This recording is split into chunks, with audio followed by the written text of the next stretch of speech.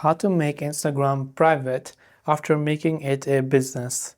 So if you want to make your Instagram account private after making it a business account, because it is a business account but you still want it to private, let me show you what the issue is.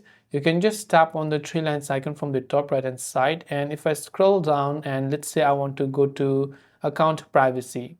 So here maybe I go to account privacy and I want to turn on private account, but you can see it says to switch to private you need to see business account cannot be private. So the way to fix is that we have to switch from business back to a personal account, otherwise we cannot switch to private account. So if you have a business account, go to business tools and controls. If you have creator account, go to creator tools and controls option that you can see here.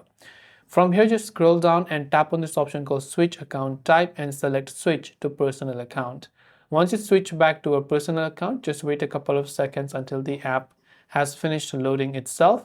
And after you switch back to a personal account from a business account, now you can go to account privacy and now you can turn on private account for your Instagram account. So I hope this video helped you out. If you have got any further questions, do feel free to leave them down below. Thanks for watching and see you in the next video.